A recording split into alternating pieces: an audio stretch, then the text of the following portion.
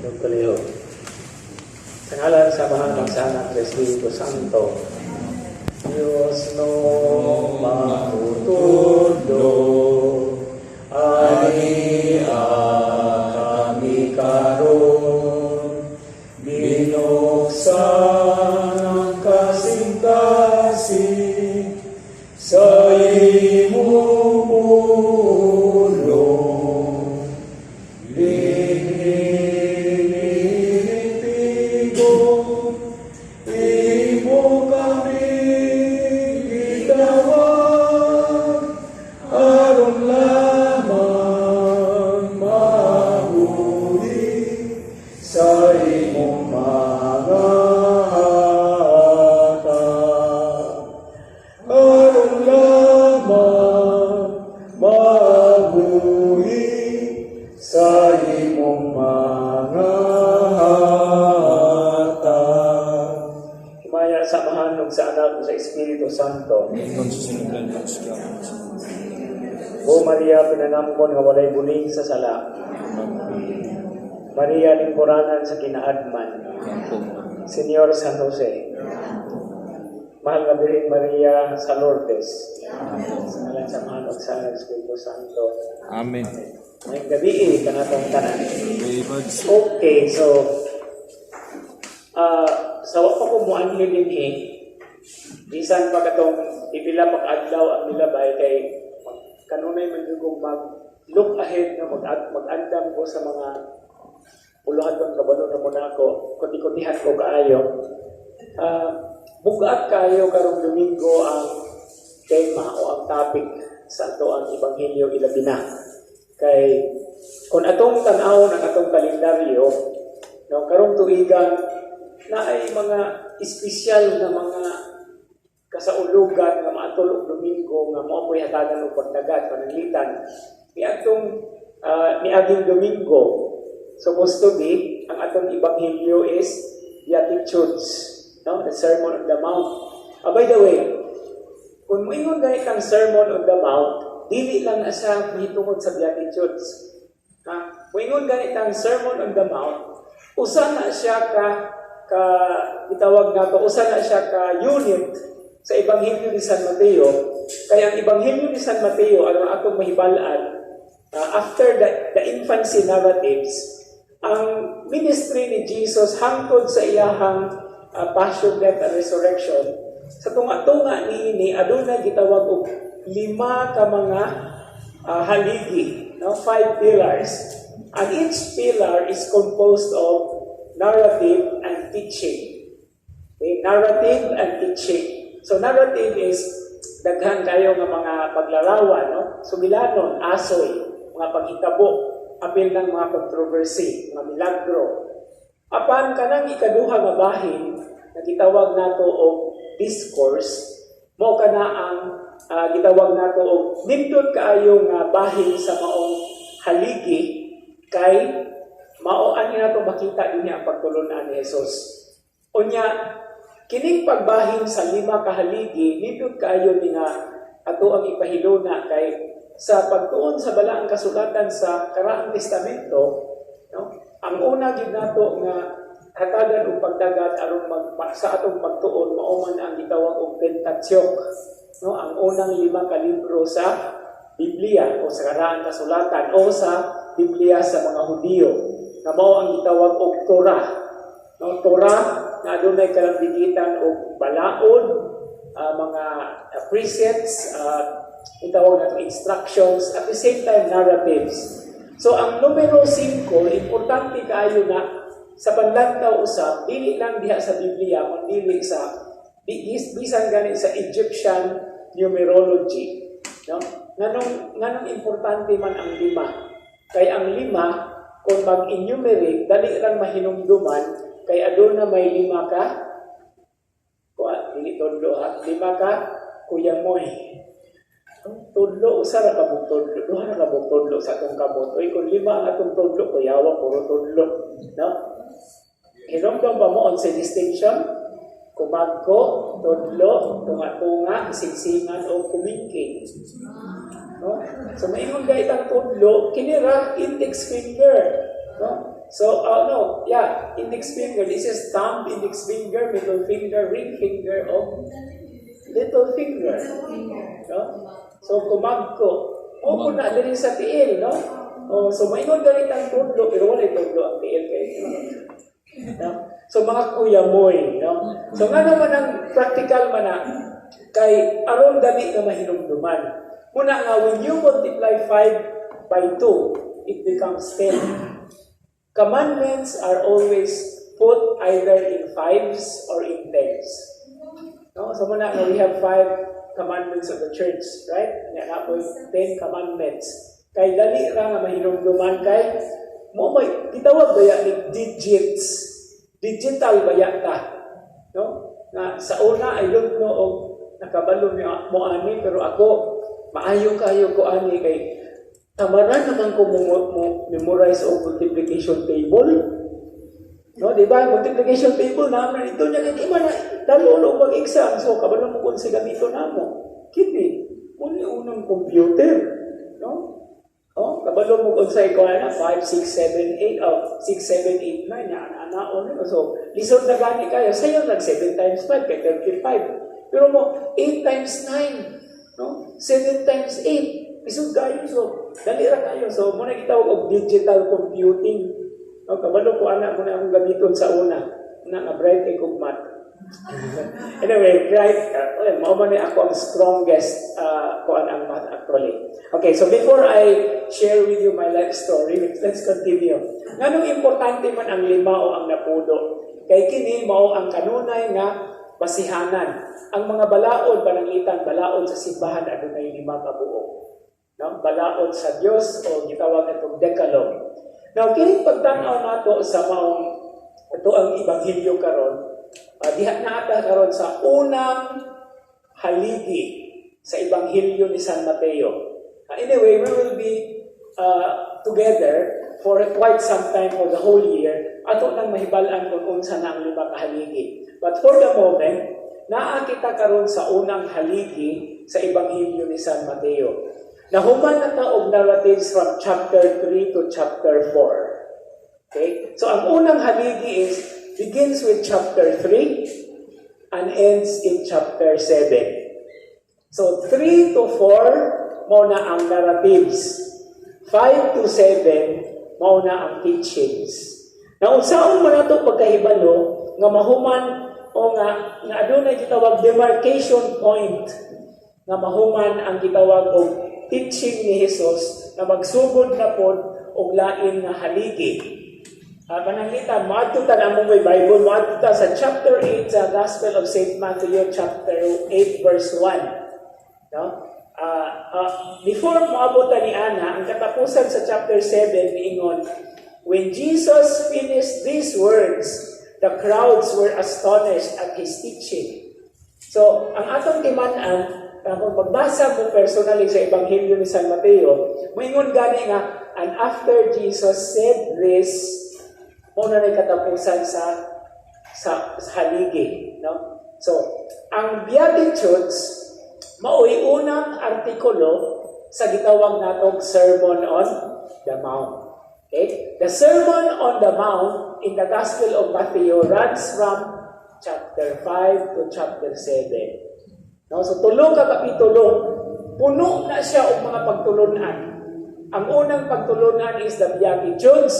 Ang ikaduha nga, yugto, katong atong Ebanghelyo kahapon, you are the salt of the earth and you are the light of the world. Kanya ang atong Ebanghelyo ng Domingo, ang 5 ka mga yugto nga nagsunod ana, nga puro mahitungod sa balaod. No? Mahitungod sa balaod. Muna nga, ang atoang working title karon is Heart of the Law. Okay? And I would like to explore and try to put into context the importance of the law, but not only in the way from the legalistic point of view. Kaya kung atong timan-an, atong hinumduman, si Jesus, ilabi na diha sa Ebanghelyo ni San Mateo, o sa tanan ng mga Ebanghelyo, kanunay gyud nga adunay gitawag og clash with the Pharisees, the scribes, and the teachers of the law. No? Kay mao kana ang usa sa mga gitawag nato gidiskutihan. Kunya Jesus comes to explain, to give the heart of the law. Unsa man gyud ang tinuod nga kahulugan, ang essence, unsa man ang kasing-kasing sa balaod. Nganuman, naa may tendency na gawas na sa atong nahibal-an usab na usahay legalistic ra kaayo ang pagtan-aw sa katawhan. You know, sometimes Jesus would even say, even if you strictly follow the Sabbath, wa gyud kay buhaton nga trabaho. But if your ox falls on the ditch on the Sabbath, you have to lift the law. You have to get the ox. Nganuman, unsa may imong gamiton pagdaro sa pagkaugma, trabaho kaya pagkaugma. No? So there are what we call exceptions to the law when the highest value is at stake. And what is the highest value of the law? It's life. No? If life is at stake, naatay gitawag bisan gani sa pagtan-aw nato sa mga legal na mga secular laws, naatay gitawag og exception to the rule. Nasa canon law, naatay gitawag og epikeia. Napunta og nakadungog na mo ani nga word, nga epikeia. Kanang epikeia, you suspend the law. No? You suspend the law because if life is at stake, you can suspend the law. Basta ang kinabuhi maoy at stake. Usahay kanunay ning kanunay ning hisugutan na kanang pananglitan ang pari na ma-defract, no? So di naman na siya makapa-confess, di naman na siya kahimo sa mga sacraments. Pero kung sa usa ka sitwasyon nga naa siya unya walay lain unya nay himalatsyon, he can actually make a suspension. No? Kaya ang importante man mo ang kinabuhi. So mo kini karon ang sentro sa ato ang pagahisgutan. Now, ang nindot siguro nga pagpahilula dinhi maoning simple ra man ni kaayo pero lawom nga paglantaw no, or perspective regarding knowledge or know-how against understanding. No? And the issue here actually is between or intelligence against wisdom. Unsa may nakalahi sa intelligence kumpara sa wisdom? Okay? Asa man ang seat of intelligence? The mind, the brain. Where is the seat of understanding or wisdom? It is the heart. Now that's why when you say wisdom or understanding, there is a beautiful word which we use in ethics. It's called volition. No? Volition, the willing. Will gani ang usa ka tawo, ang kabubuton sa usa ka tawo dili kung dili magagikan sa kasing-kasing. That is why if we go back and review the Old Testament perspective of the law, asa man nato ni makita? Deuteronomy chapter 6, no, verse 4 to 9, kanang gitawag og Shema. No? Listen, O Israel, the Lord your God, the Lord is one. Therefore you shall love the Lord your God with all your heart, and with all your soul, and with all your strength. Take to heart these words that I enjoin on you today. No? So take to heart, meaning to say, dili lang dinhi. Muna gani nga, di na ako kalikayan na maghisgot gani ka kasing-kasing. No, maugin na dayon ang ato ang ika-connect sa pulo nga hear or listen. No, ang pagpamati, di ba? Nakahisgot na tayo many times over and over. Dili pagpaminaw lamang, kundi pagpamati. No, gikan sa pagdawat sa dalunggan, ipatighog ngadto sa kasing-kasing muna nga naapod tay pulo nga patalinghog. No? So paminaw, pagdungog, paminaw, patalinghog, pamati. No, because it is always at the heart. So if it is the heart that actually responds essentially to the law, which is the love of God, then the law has a heart. And this is what we're trying to discover, especially in the gospel. Okay, so knowledge or know-how, that is not enough. Okay? But to understand what you know, that's one particular problem. Daghang mga tao nga daghang nahibaluan pero wala kasabti ang ilang nahibaluan. ang ilang nakatunan. No, daghang itawag og technically knowledgeable, but the understanding is a little bit on the process. Dili ka maingon na kasirado na yun. Okay? We can always review what we have learned, what we have known. That's why intelligence is not enough, because what we know, we also have to understand. So wisdom and understanding are synonyms. In Cebuano, what do we have? Kaalam is knowledge. Although popularly, kaalam is applied to wisdom. Ako, I don't use the word kaalam for wisdom. I always use kaalam for knowledge. Nga naman, ang atoang paryente nga pinulungan nga Tagalog, moingon gani ka nga, alam mo ba? It is not something about wisdom. Alam is, do you know? No? So when you say kaalam, nahibalura ka. Pero wala, posible pa wapo ka kasabot pa. Wala mo na nasabti. No, that's why I always use kinaadman for wisdom. No, and why is kinaadman very appropriate? Not because I like to recall old Cebuano words, but it's good thing. It's a good thing to know. Ano man, kinaadman is always connected to the word kahiladman. No, and kinaadman is from within, from the heart. And it is the heart that understands. Just recently, murag ang mga first reading atong nabasa about Solomon, remember? No? After David, we were reading Solomon on the ordinary days. Kung sa may ipangayo ni Solomon sa Ginoo, an understanding heart. No? And what is that? That's wisdom. No, muna ang gitawag na itong kinaadman. Now, this is just the first step. Because knowledge is not enough. We have to understand what we have known. No? Atong kinahanglan na sabton ang atong nakatunan, ang atong nahibaluan. And then, from understanding, that leads to acting.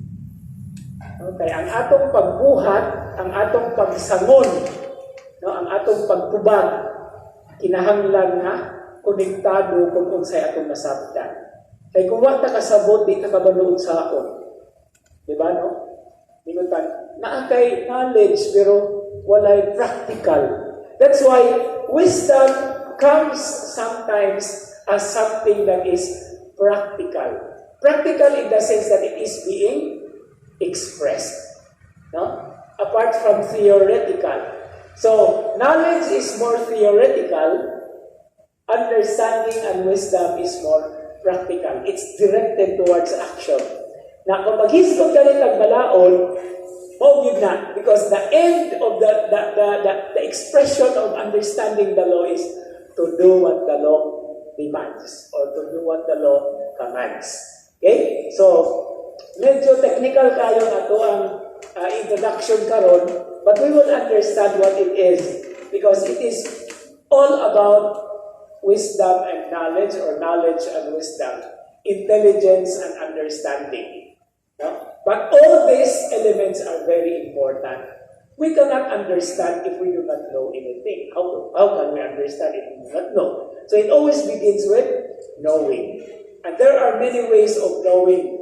Okay? The senses, okay? Or sometimes, most especially what we hear. Labi na karong panahon na nagkakitang madungog. Pero, totoo lang ba tadayon? We really have to ascertain. We have to really make, kung tinuod ba yun na, basig, kuan lang na, tumutumo lang na, no? Basig, kuan lang na, chika lang na, or sa panadihan. So, kinahanglan ato ang yung tanaw or atong masabtan. Makita nato ang kasing-kasing sa tanang butang. And then, with the heart of the law, we are here talking about the will of God. Okay? The law or the commandment is the expression of the will of God. And the will of God is none other than His love. That's why the first commandment, when Jesus summarized the Decalogue, is about love. Love of God and love of neighbor.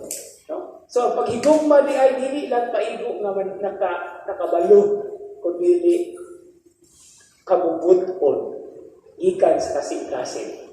Okay, now, let's take a look into the readings. um, ang atong ebanghelyo kinatasan na taas. Adunay 5 na siya ka bahin. No, 5 ka bahin from verse 17 to 37. Now, na short form, short version of the gospel reading, mo na siya di pang putol-putol, no? 20 to 22a, 27 to 28, 33 to 34a, and then 37. Pero kung ato ang putol-putulon, usahay mawala ang connection.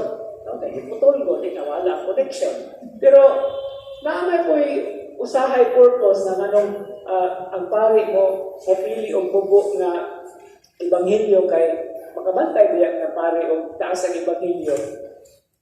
Naamay mga reaction gani dayo, no?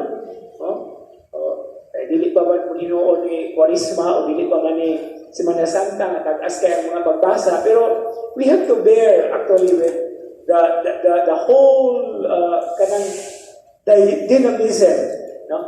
So ato ada nang gibutang ang shorter form para makita nato, but we will deal with what is the longer reading. Now, Sirach chapter 15 verses 15 to 20, we will talk about it.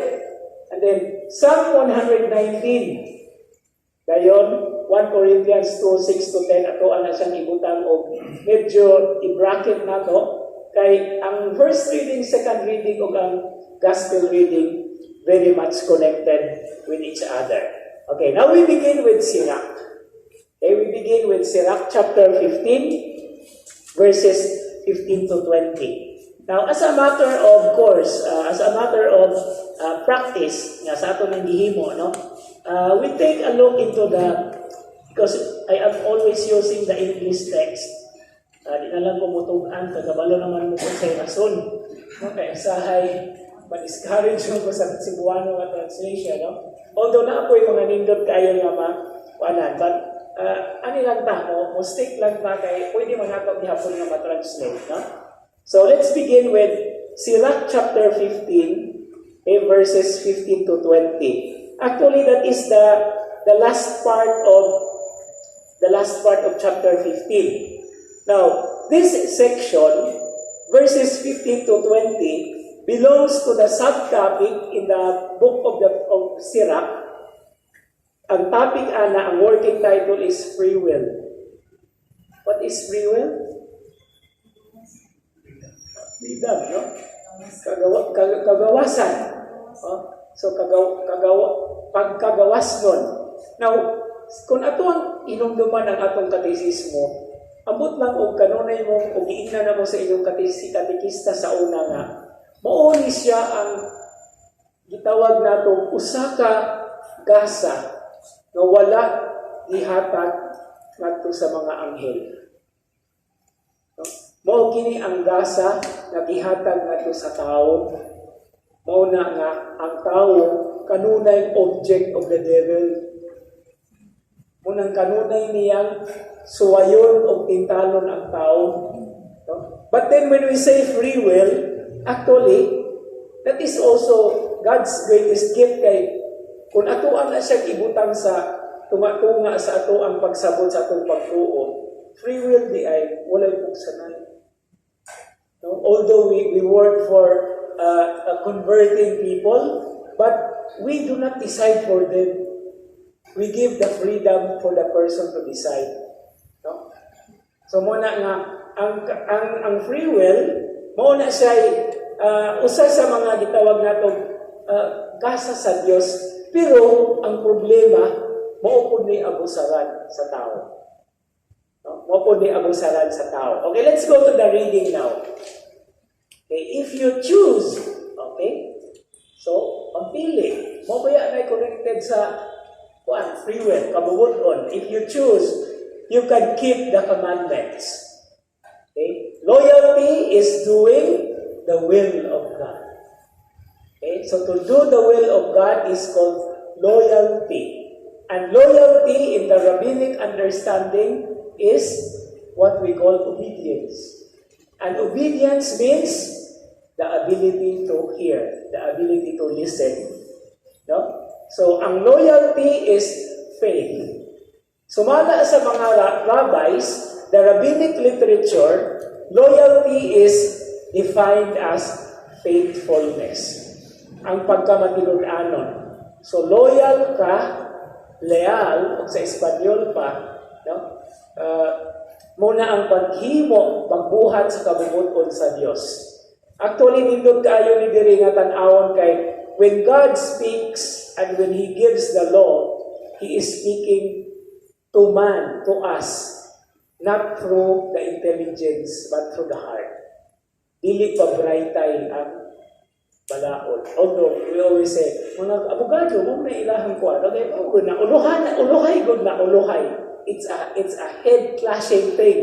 But when we come to understanding loyalty, it is always a heart-to-heart talk. So, when God speaks to us, He speaks to the heart. Now, kining maong gisulti sa libro ni Sirach, naaning nindot kayo nga basihanan. And I always appreciate going back to the very source of this, because this goes back to Deuteronomy chapter 30. Towards the end of the book of Deuteronomy, Moses was reminding the people about the law. And then, naainindot kaya gisulti si Moises, the Deuteronomy chapter 30, verse 19. No?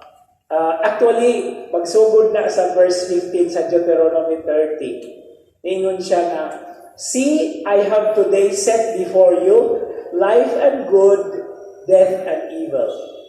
No? So duha, maayo o kinabuhi, dautan o kamatayon. Now, if you obey the commandments of the Lord your God, which I am giving you today, loving the Lord your God and walking in His ways, and keeping His commandments, statutes, and ordinances, you will live and grow numerous. And the Lord your God will bless you in the land you are entering to possess. If, however, your heart turns away and you do not obey, but are led astray and bow down to other gods and serve them, I tell you today that you will certainly perish. You will not have a long life on the land which you are crossing the Jordan to enter and possess.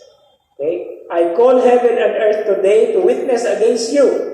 I have set before you life and death, the blessing and the curse. Choose life then, that you and your descendants may live, by loving the Lord your God, obeying His voice, and holding fast to Him. For that will mean life for you, a long life for you to live on the land which the Lord swore to your ancestors, to Abraham, Isaac, and Jacob, to give them. Okay? So, mura klaro na nakaayo diha na it talks about the beautiful challenge of Moses to the people before they enter the promised land. No? Akong ihatag kaninyo sa inyong atubangan ang kinabuhi ug ang kamatayon, ang pagpili ug ang pagsupil. Pero niingon si Moises, but if I were you, choose life. No? So, but we are still open. Kay freedom man atong free will man atong gihisgutan. So, muna nga nanghisgot si Sirach din in the context of wisdom teaching, ningon siya, if you choose, you can keep the commandments. Loyalty is doing the will of God. And then, nindot kayo ang iyang image nga gigamit diri verse 16. Set before you are fire and water.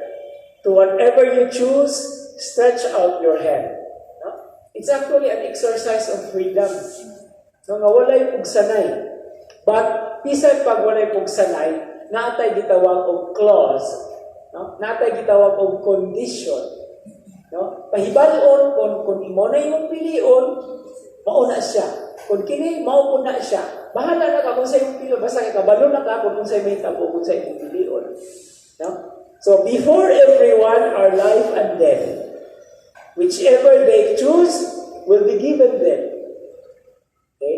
Immense is the wisdom of the Lord. Dili masupod, no? Dili matukid ang kinaadman sa Ginoo. Mighty in power, He sees all things. The eyes of God behold His works, and He understands every human deed. No? So nagtanaw kanunay ang Ginoo. Unsa man ni siya nga expression sa ato ang catechesis. Nagtanaw siya, nakabalo siya, nakahibalo siya, nakasabot siya sa tawhanong kinaiya. He is all knowing, no? And all seeing. Okay? What is the expression we use in theology, in catechesis here? Omniscient. No? Omniscient. Omniscience. Okay? So all-knowing is omniscient. Because there are three characters, no, of the one God. Omniscient, all-knowing. All-present is omnipresence. And then all-powerful is omnipotent. No? So muna ang tulo, no? So omniscience, omnipotence, omnipresence. So here we are talking about omniscience. Now, what is the symbol in the traditional understanding of God all-knowing? It is the triangle, because triangle is God, and in the middle is the eye. Although there is another group that uses this. Now, we have to be very careful. Even the Star of David is also used in demonic cults. No? So, muna nga, magbantay ta kay daghan kaayong pari-parihas o nga naon niya mo akusar nato niya kita kabalug unsaon pagtubag na kuyaw kayo, no? Wala si Padre nagtudlo og triangle nga naay mata naman na sa $1, no? So kuan man na, diba? That is used by the Satanic or the Illuminati also, no? Okay, so we have to be very careful. Okay, the eyes of God behold His works, and He understands every human deed. And then verse 20 is very beautiful at the end. He never commands anyone to sin, nor shows leniency toward deceivers. Okay? So wala siya magsugo na magpakasala ta. Which means, kita, ato di cargo kung pakasala ta. Usahay ang Diyos na itong mahalan. Nahimo na limo, nasayong kayo. Luuyas, Ginoo, pasangitlan ka nunay. No, may gani, di mo reklamong Ginoo. No? So, muna usay, nga nindot kayo na tanawon, ang atong binuhatan, mao kanunay ang naa sa kasing-kasing usab sa atong kasinatian. Although some people would claim na napugos lang sila, pero sa pagkapugos ana, naabag yung distansya baya before you do the final deed. No, hatagan pa ka og lugway. Mao galing na in the same way, kung maghisgot ta og judgment sa Ginoo, bisan pa og nakahimo ta ana nga dautan, dili ta maka-absolutely condemn the person because who knows? God has a particular way of trying to understand. No? Una nga, sensitibo kaayo ni nga issue pero importante nga mahibalaan. Okay? Kay una sa tanan, ang mahimungdanon nga punto dinhi mao nga ang atong kagawasan nga gasa sa Dios kanato mao gyud una natong hatagan og pagtagad. No? And we have to experience and we have to understand. Ingon ana ta kapalangga sa Ginoo. No, we are given choices. We are given alternatives. No? We are given a leeway. No? That's why we are free men and women. Diba? And in Christ, according to St. Paul, there is no slave or free man. There is no man or woman. No? There is no Gentile or Jew. Everyone is practically the same. But it depends on what we do. Charitably, and in other words, inasmuch as we have known what we are doing. Muna nga kung hinunso ka sa itong mga sala, mabalik ta diha sa Confiteor, na Santos na Misa. No? Although naa naman tayo mga alternatives ana, no, dili naman lang I confess kanunay, kaya naamay na itong mga tubag-tubag. No? Pero kung atong fokusan ang Confiteor, lindot kayo na kanunay nga mupatidlom. No? Sa unsa mang paagi, makita nato ang atong sipya. in my thoughts, in my words, in what I have done, and in what I have failed to do. No? The sin of omission and the sin of commission. Okay, so I think that's a good enough understanding into Sirach, and it lays the ground of understanding how the laws are to be understood as explained by the Lord further in the Gospel. Now, Psalm 119, let's move down to this. Trivial points. Psalm 119 is the longest psalm in the Bible, in the book of Psalms. The longest psalm is Psalm 119. It has around 172 or 173 or more verses. Okay? Na tanawa, at unsay atong gibasa, hangtod na 34, na lang ang pagani. Now, okay, that is the longest psalm. By the way, what is the shortest psalm? Psalm 117. Psalm 117. Okay, now Psalm 119 being the longest psalm is, the subject matter of Psalm 119 is the Torah, the law, ang balaod. Okay? And kung inyong tanawon ang dimension sa maong salmo, kinatasan na salmo, gibahin-bahin na siya sa mga gitawag natong sections. Na adunay 22 ka sections. Okay? And every section is given the title according to the letter of the Hebrew alphabet. So the first 7 verses of Psalm 119 is under the title Aleph. Aleph is the first letter of the Hebrew alphabet. It is equivalent to A. No? And then the second group, beginning with verse 8, it's called Beth. Okay? Beth is letter B. And then it is followed by Gimel, and then Dalet, then Hey, Vav, Zayin, Chet, Tet, Yod, Kaf, Lamed, Mem, Nun, okay, until the end. Okay, Samek, basta, tanawa na, memorize na ninyong letters of the alphabet sa Hebrew. Now, this psalm is also called, technically, or genre speaking, it is called an acrostic. Okay? An acrostic is a psalm or any form of poetry arranged according to the letters of the alphabet. Either as the grouping in Psalm 119, or if you write an acrostic, you have 22 lines and each line begins with the letter of the alphabet accordingly. Or sometimes you write a poem and you dedicate it to a person. If, for example, the name of the person is Rosemary, okay, you write a poem and the first stanza will begin with R. The second stanza will begin with O, no? Until you spell the whole name. That is what we call acrostic. No? So, lisod kaayo ni siya nga i-imitate o i-translate sa Sinibuano o sa other language kay from the Hebrew original, klaro kaayo. Another acrostic word in the Old Testament is Proverbs chapter 31. It is about the strong woman. Ano man yung gamiton man yung acrostic in the sense of the letters of the alphabet? It is a help to memorization. No?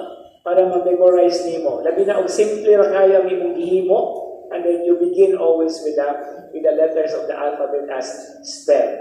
Okay, now, another thing about Psalm 119, there is always a very popular verse that we have, and it is verse 105. So, thy word, O Lord, is a lamp unto my feet and a light unto my path. That is Psalm 119, verse 105. No? Pero wala na na-appeal sa ato ang salmo. Okay, so what is this psalm all about? Let us take a look into it because the first section, 1 to 2, 4 to 5, belongs to the description of what the Torah is. Unsa man ang balaod sa Dios. Unsa man ang mga kasuguan. Kana siya gihatagan o pagtagad pinaagi sa definition diha sa first 7 verses. Now, the psalm begins with the word happy or blessed. It sounds like a beatitude. Okay? Blessed those whose way is blameless. Now, one definition of Torah is way, agianan. Pagbalaod is agianan, pamaagi. And then, who walk by the law of the Lord. The verb to walk is connected with the law. Kay ang balaod, mauman ang pagsubay sa dalan sa Dios, nga mao ang kabubuton sa dalan sa balaod sa Dios. No? So muna nga moingon gani ang mga Hebrew of walk, okay? And in the Hebrew word, walk is halak. No? The description of the Torah is called halaka. Okay? Halaka. No? Ang kanatok ng mga Cebuano, dali rin mahinumduman kay, diba? Unsa may isulti nato na hindi ka ito, halaka, bantay ka, diba? No? It is something legalistic. No? Halaka, bantay ka, imo na imong tuman. No? So it is a reminder. Okay? And at verse 2, blessed those who keep His testimonies. Sometimes it's called precepts. Who seek Him with all their heart. No? So it's the heart. It's always the heart. When we talk about commandment, it's not the mind, it's not the intellect. Kaya kung intellect gani gamiton, hala, magtrungkis kita kanunay. Wa jud tay katapusan yun. Di ba? Kaya daghan kay mga exceptions to the rule, mga something like that. Na wa na tay padulngan, kaya puro naman lang ta argumento. No? Pero kasing-kasing ganing magbuot, tidlog yung tanan. Okay? Now, verse 4. You have given them the command to observe your precepts with care. Okay? May my ways be firm in the observance of your statutes. So, daghan na kayong definition diha. Statute, precept, ways, command, unsa pa? Testimonies. Okay? So, daghan kayo mga paagi o dalan. So, that is the first 4 verses that we have. 1, 2, 4, and 5. Now, let's move to 17. Verse 17. Medyo nagpalawong dayon. Niingon ang salmista, be kind to your servant, that I may live, that I may keep your word. Okay? So, this is what we call petition. Just last Saturday evening, naghatag ko kuan murag kanang talk on the kanang mag-renewal ng mga lectors o cantors. And I was talking to them about the 4 beautiful kinds of psalms. Usa sa mga punto is to be able to identify so that the cantor will be able to express what the psalm is telling. Kapag malipayon ang psalm, malipayon po ang tono. No? So, dili usayon ang akong kalag nagdaig sa Ginoo niya imong tono mo sa minatay, di na mao. You have to express, no? So, naay gitawag og lament, lament o pagbangutan, petition or paghangyo, pagpangayo, pagpangaliyoko, pagpamilaba. Then there is what we call praise, and there is also what we call thanksgiving, no? So, kini nga versikulo 17, be kind to your servant that I may live. It is actually a petition, that I may keep your word. And then, open my eyes to see clearly the wonders of your law. So, unsa may wonder, kakinalahan sa imong mga balaod. Okay? So, di ay naingon na the legalistic understanding, di na ka matingala, mahadlok, hinuon ka. But if you understand the heart of the law, you will appreciate. No? There is something very revealing to it. And when we say revealing, open my eyes. No? Ablihi ang akong mga mata.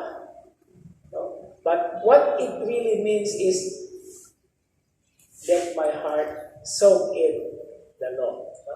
Ang mata man mo ay ato ang dali kayo na mahatagan ng expression.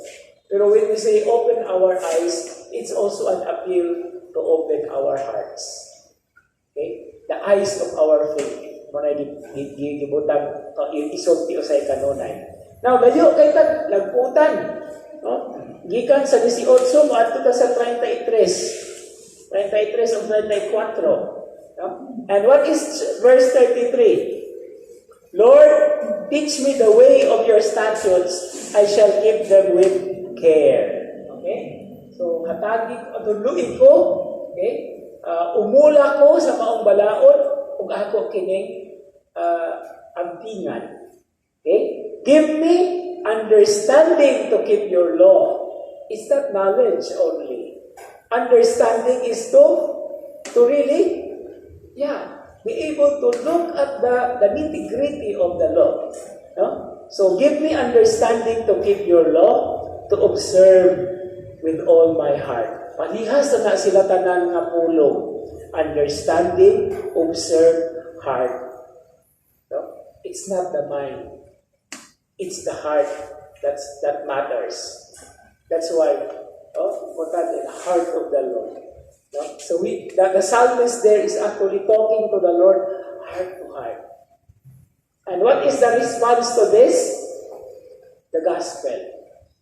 Jesus now tries to unsa man iyang disentangle. Iyang hubad ang mga balaod. And so we go to the gospel reading immediately. Kunya na nato ihisgutan ang second reading towards the end. Okay, so unsa ning lima ka yugto sa atong ebanghelyo karon? Ato ana siyang i-itemize. Ang una, verses 17 to 20, it is about the law. Okay, a general description or explanation of the law. And then 21 to 26, it's about anger. And this is related to the fifth commandment. What is the fifth commandment? We shall not kill. Okay. Now, 27 to 30, it's teaching. It's not about, I don't want to use the word about adultery. It is against adultery. Okay, moingon ganitang about, there is some kind of a permissive sense, no? Mura gud nga naghisgot ka mahitungod, pero batok, actually batok. So, batok na siya, it's against, no? So, teaching against adultery. Kaya mingon tang about adultery, abi na lang itugutan. Okay? And then the next section, verses 31 to 32, it is the teaching against divorce. Dili na siya teaching about divorce. Ay, murang unang lang yung tadaan para nga muhatag ta sa atong stance. No? Sa atong stand. O niya, ang katapusan, mahitungod na siya sa about oaths, paghimo og mga saad. Okay? So, mo na siya. 17 to 37. Kung atong na siyang bahinon, adunay 5 kabuok articles. No? Mura pud taog naghisgot og pentateuch, no? 5. Kay ano ba? Daghan na tayo sa gospel Lord Domingo Di na to na mahakop. No? Pero kung nakabalot ta kung giunsa na siya pagbahin, 5 ra pud kabuok, no? So mahakop ra gyud nato, di ba? Mahakop kay 5. Kung saan pa nato paghakop?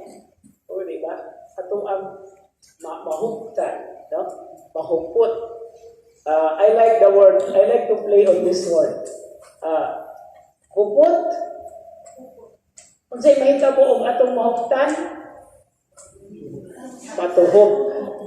No? Okay? Hupot o tuhog. Parehas sa naglitra tanan. No? Kung mahuktan nato, kung muhupot, kung mutuhog gani, mahuktan. Kung mahuktan, mutuhog. Okay. So, aron atong masabtan. Pero bugaan kayo ng 5 ka artikulo nini. No? So, atong tanawon, atong tagsa-tagsaon. Unahon nato ang general perspective. Naingon si Jesus, do not think that I have come to abolish the law or the prophets. I have come not to abolish, but to fulfill. Okay? So, the law and the prophets is actually a general term for the Old Testament. So, ang ang libro sa balaod ug sa mga propeta. That is the Old Testament. That is the Bible. That is the scriptures of the Jewish people. Now, this is for Christians, the Old Testament. Then Jesus says with a solid expression, Amen, I say to you, until heaven and earth pass away, not the smallest letter or the smallest part of a letter will pass from the law until all things have taken place. No? So, muna siya. It's actually part of the foundation of time and the world. The law remains forever. Ano man, that of course is the will of God. No? Muna ang hugma sa Diyos. Ang hugma sa Diyos walay tinutuban. Kainom mo sa pipila ka mga salmo nga nag-ingon. Saman, give thanks to the Lord for His mercy endures forever. Okay? Therefore, whoever breaks one of the least of these commandments and teaches others to do so will be called least in the kingdom of heaven. But whoever obeys and teaches these commandments will be called greatest in the kingdom of heaven. I tell you, unless your righteousness surpasses that of the scribes and the Pharisees, you will not enter into the kingdom of heaven. Kung sa maning matanga sa pagpahimanglo ni Jesus, unless your righteousness surpasses the scribes and the Pharisees. Sa latong na pagkasulti, Jesus is acknowledging the righteousness kay ang mga Pariseo o mga eskriba follows the law by the letter. But unsa may buti pasabot ani to surpass their righteousness. Okay. Ang tendency o ang epekto sa word for word na pagtuman becomes legalistic. Stricto, usahay, stricto pas Ginoo. No? Too much of the legalism destroys the essence of the law. But how do we transcend? How do we practically surpass the righteousness? To surpass the righteousness is to go to the heart of the law.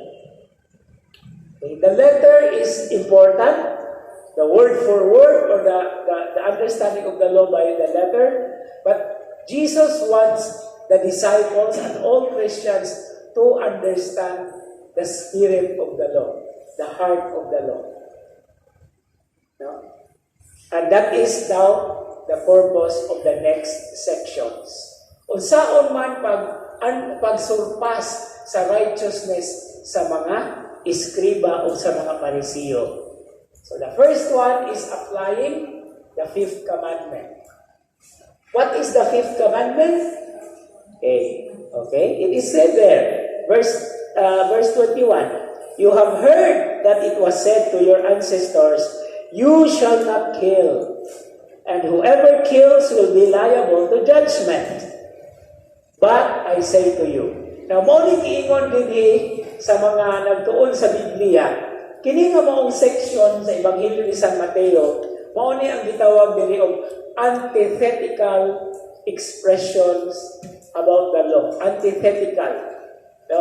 It has been said, but I say to you, or amen. Now, here Jesus is showing a very beautiful image that He is not like the prophets or like the legal persons, because He Himself is the Word. He Himself is the law. He Himself is the Son of God. No? Ang mga propeta mo ingon, thus says the Lord. No? But Jesus does not say that. How does Jesus say it? Amen, I say to you. No? Because He is the Word incarnate. He is the will, the incarnate Word. No? He is the personified will of the Father. He is the second person.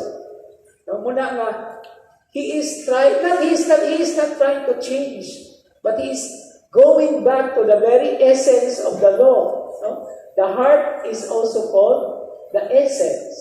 No? Ang iyang yung lintunganay. And this is what we sometimes refer to as radical. Okay? Radical, dili ng supakiro nga radical. Okay? Because radical comes from the Latin word radix, meaning the root. So, adto sa ugat gayon. So the ingon si Jesus, let's take an example. This second section here is the example. It has been said, "You shall not kill." But what did Jesus say? "But I say to you, whoever is angry with his brother will be liable to judgment." Liable to judgment. No? So what is the relationship between killing and being angry or anger? Well, we always consider it as what we call murag kanang triggers, no? Kung masuko ka, natural, it will lead one thing to another, no? So whoever is angry with his brother will be liable to judgment, and whoever says to his brother, "Raka." Now, Raka here means inutil, imbecile. I remember one of the basic words when you study modern Hebrew, okay? There is a word that is related to this. It's called reka. Reka means empty. No? So may kumain ka nga, the truck is empty. No? Hamasait reka. So walay unod ang sakyanan. You use the word reka. No, but then, this is a formal expression that is used, by the way, nga imuhang ipakabubo ako sa katao, no? So when you say to your brother or sister, reka, you say empty, imbecile, walay mahimo, inutil. What is the condition?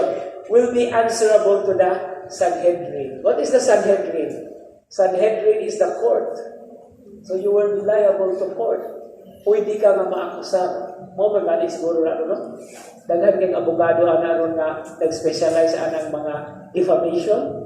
Di ba? O, daghan kayo na ron. Di ba? So, magbantay din na, no? But then Jesus said, will be answerable to the Sanhedrin. And whoever says, "You fool," will be liable to fiery Gehenna. Buang. Although sometimes sayo at siyot, sa Negros Oriental, we also siyot pagkatawanan na buang. It's not actually very good. You will be liable to fiery Gehenna. So what are the three conditions here? Liable to judgment, liable to the court, to the Sanhedrin, and liable to the fiery Gehenna. Now what is Gehenna here? In some translations, Gehenna is translated as hell, infierno. But Gehenna is a very important word because it is the valley of Hinnom. Now that's why it's called Gehenna. Ge is valley, Henna is Hinnom. Now what is the symbol of Gehenna? The valley of Gehenna, which is below Jerusalem, the south part, no, the mountain of Jerusalem, was used as the place of refuse. Labayanan sa mga basura. Kung naay mga basura, daghang langaw, daghang ulod. Kung nasay mga kalayo-kalayo, magsakaling aso, or Smoky Mountain ba? So that's why it is now likened to hell. Walay hunong ang kalayo, hugaw kay satanan. And the Lord of the flies, okay, the flies, ang mga langaw, in Hebrew is called Zebub. And then Lord is Baal. So Baal, Zebub. Beelzebub, the Lord of the flies. The Lord, that's the devil. No? So muna, Gehenna is actually translated through the Latin text as hell. No? Gehenna, from the Hebrew to the Greek, it becomes Hades. And when Greek was translated to Latin, Hades becomes Emperos. And Emperos in English is hell. Muna nga nahimo ng Imperno. No? That's why, personally, I would prefer to use the word Gehenna. Although it means the same, it's actually understood like that. Okay, so mauna ang silot, maimpirno ang tao. Therefore, okay, what is the application of this? Calling your brother or sister full, empty, imbecile. It's connected to the fifth commandment. No? One of the what we call explanations of the fifth commandment in detail is killing is also to destroy the fame or the reputation of the person. And there is another aspect even if you do not eat. No, that's why too much diet.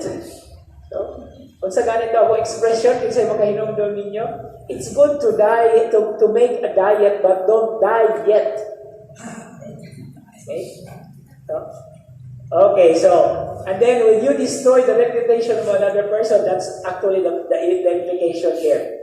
And then connection here is, therefore, if you bring your gift to the altar, and there recall that your brother or sister has anything against you, leave your gift there at the altar.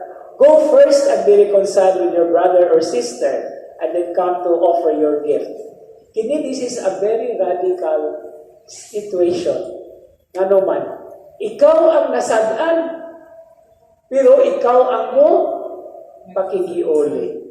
Ang ato ang pagsabot is, ang nakasala, mo'y mga yung basaylo. Pero kinidili, if you recall your brother has anything against you, this is going to the extreme. It is what we call radicalism of Christ. Now, kita pa maoy mo pasaylo. And then another condition, settle with your opponent quickly while on the way to court with him. Otherwise, your opponent will hand you over to the judge, and the judge will hand you over to the guard, and you will be thrown into prison. Amen. Another solid expression. I say to you, you will not be released until you have paid the last penny. No? So, importante sa diay ng negotiation. And, by the way, what is the bottom line of making a negotiation? Humility. Self-acceptance. Okay. So, mag-negotiate ka na puro ka demand, wala ba mo?